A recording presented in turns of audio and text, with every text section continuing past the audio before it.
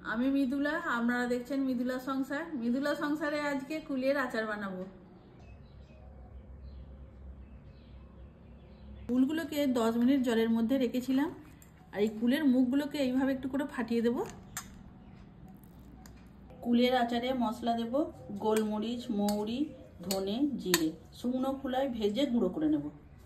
কড়াই গরম হয়ে গেছে, গোটা মশলাগুলো সব দিয়ে দেবো, হালকা আঁচে ভেজে নেব।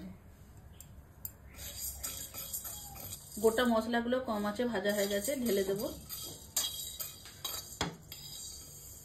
ঠান্ডা হলে গুঁড়ো করে নেব। তেলের মধ্যে দেবো 2টো শুকনো লঙ্কা, 1টা তেজপাতা, 5 ফোড়ন।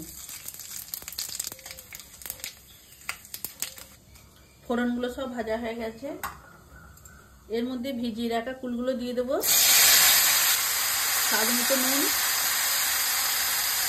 হলুদ গুঁড়ো, একটু কষিয়ে নেব। কুলগুলো কষানো হয়ে গেছে, এর মধ্যে আমি গুড় দেব।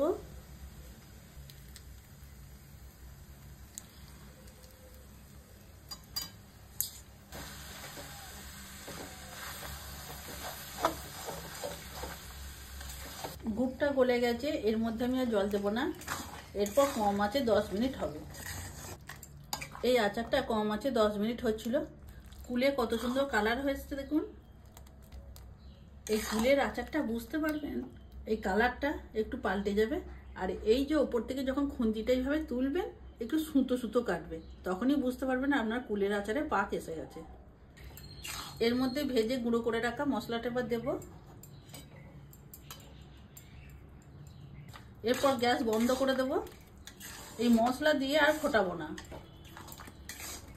আচারের মধ্যে 2 চামচ ভিনিগার দেব। এটা খারাপ হবে না, এটা দেবেন। এইটা না দিলে লেবু রস দেবেন।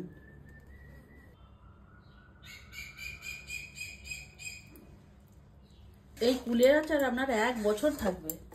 মাঝে মাঝে শুধু একটু করে রোদে দেবেন। আজকে আমার কুলের রেসিপি যদি আপনাদের ভালো লাগে, লাইক, শেয়ার, কমেন্টস করবেন। সবাই ভালো থাকবেন। এই দেখুন, এটা গতবারে কুলের আচার, আর এইটা এখন এই মাত্র বানালাম। মৃদু আজকে কুলের আচার নিয়ে বসে গেছে গো। হ্যাঁ, মৃদুলা সংসারে আজকে কুলের আচার বানালাম। খুব ভালো হয়েছে, আচার আচারের মতোই কিন্তু দারুণ, খেতে দারুণ টেস্ট।